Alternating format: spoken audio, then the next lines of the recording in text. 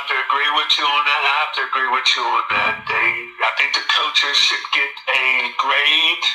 If we're grading on a grade scale, they should get a grade of F. You're exactly right. And to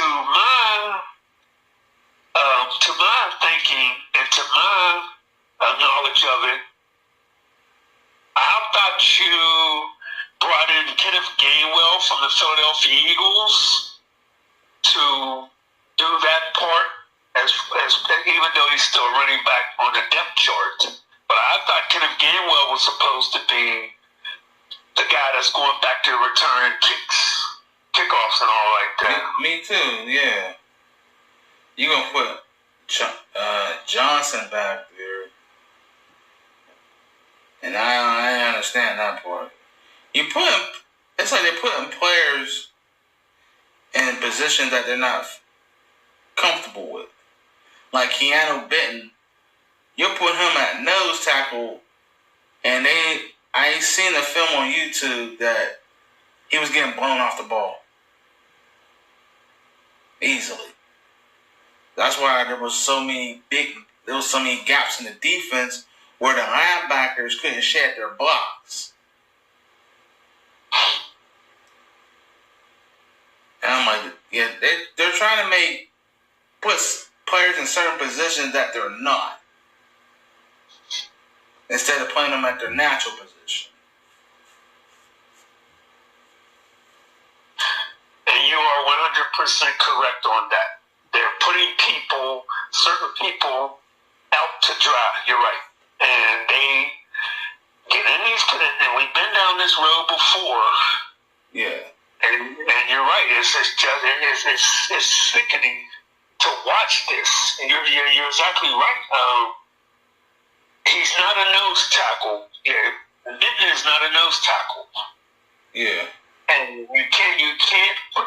You're right. You can't put people in positions where they're not going to excel. And then when you look at the films and you look at the games, even the announcers that are announcing the games for their network, they can even tell themselves what are they doing? What these people are not in the position where they're supposed to be. And then you're right, the 19-yard run, like I said, there's no way that he should have even got that toss and went in like that and Kenneth Gain's a good running back, but don't get me wrong, he shouldn't have scored from 19 yards out. He should have been put down on the ground. There was no effort at all, that defense. And you're right, they paid so much money to fix this defense. I mean, how much more money are we going to put in this defense before we're going to really get the fruits out of it? Yeah. And that's what's causing.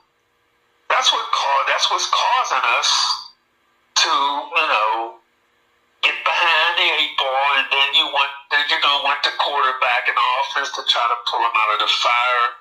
Sometimes they can do it, and other times it's not going to happen. It's like on offense. You cannot rely on a 41-year-old quarterback to bail you out. That's not why he's here for. And second of all, the offensive line is definitely not doing him no justice.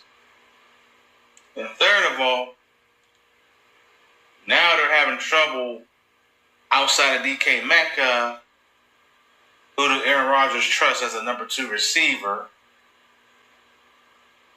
Then we don't have like any type of power back that can give you tough yards to get you the first down or whatever. There's not a complimentary running back for KG and Jalen Warren. This is where I thought they was going to give Najee Harris some type of contract because he's not like Jalen Warren or anything, but Najee Harris gave you them tough-ass yards that you needed. And that is definitely missing. Because you cannot rely on a 41-year-old quarterback to bail you out. He's not going to make it throughout the season if he keeps taking fucking hits. And it's making me sick. I'm like, okay, you signed him to stay competitive in the AFC North, but big question mark is the offensive line, which he's sitting there running for his life. And I get nervous when he gets hit.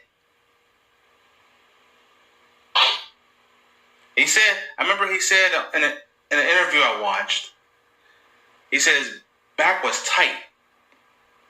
He had like soreness in his back. And he had to get that massaged out. I was like, oh man. It won't be too long before you see Mason Rudolph might be starting quarterback sometime this season.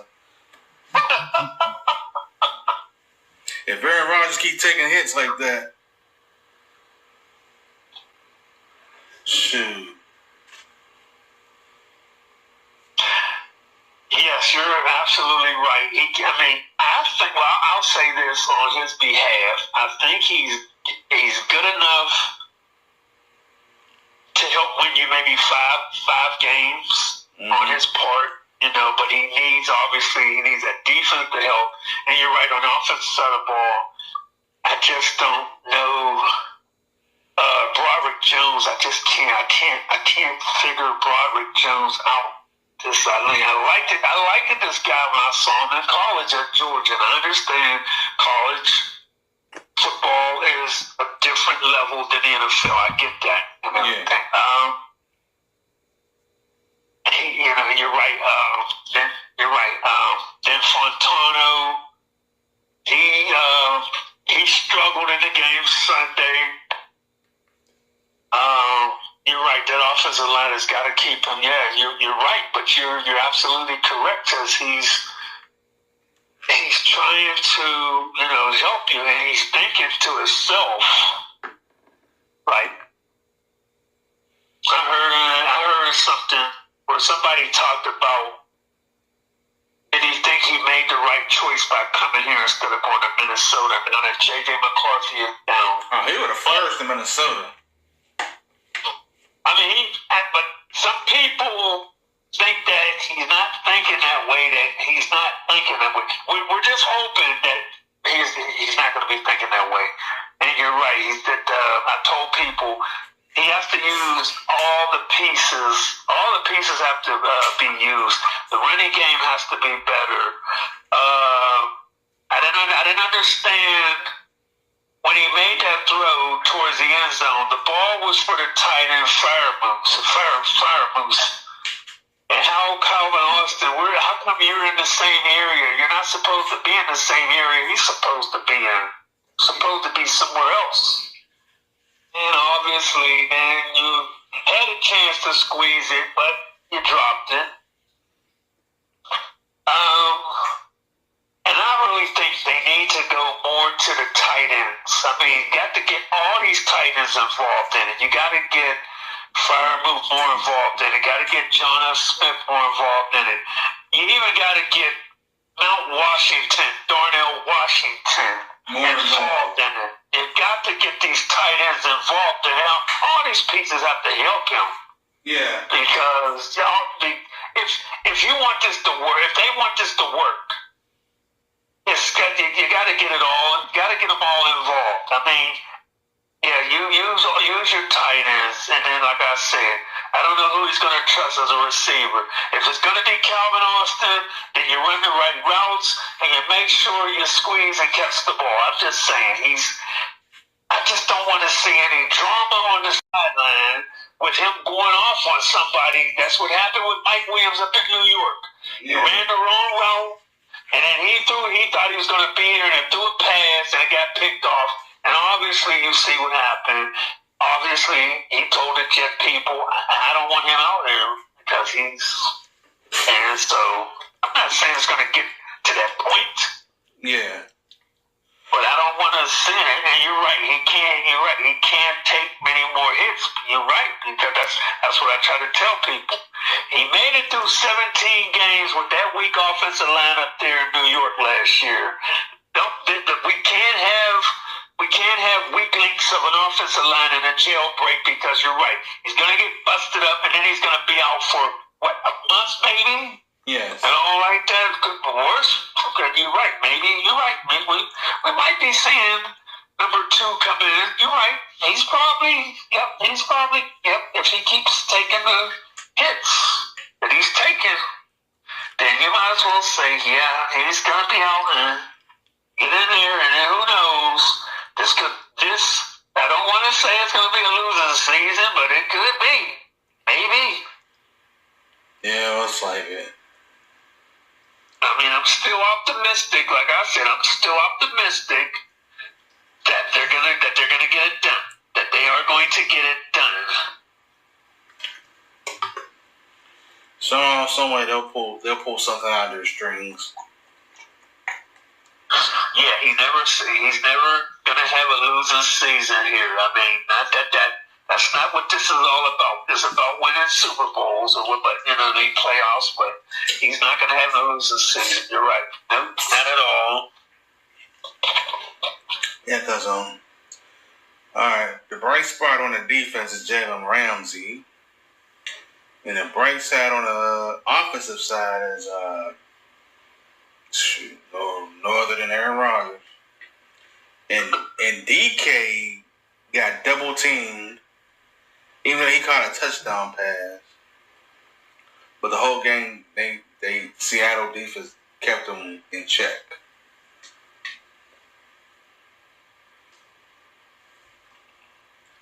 So now, it's time for the tight ends to get involved. You got to use all the pieces. That's what they're here for. You're right. Yeah. That's what all this is. That's what all this is about, is swinging for the fences now. I'm just saying, because we already know, like I said, I keep telling people, we'll see if Cam, how long he's going to go. I know I feel he's got at least 2 good years to go on that defensive line. But, like I said, we have to find a way to get it going. And it starts on Sunday now, for real. No more excuses. It's going to be a physical, tough game in New England. I understand that, but what I did hear about some of the weaknesses on the Patriots defense is their linebackers and the secondary right now. They're having hard times trying to cover tight ends. So that's where I think the tight ends need to come and play this week. Oh, interesting. Yes, they're having trouble. They're having trouble with the tight ends and all like that. And remember, he played against. Remember, Aaron Rodgers played against them twice, so he's quite familiar with. Even though it's a different offense he's running out, but he's familiar with playing against the Patriots up there and all like that.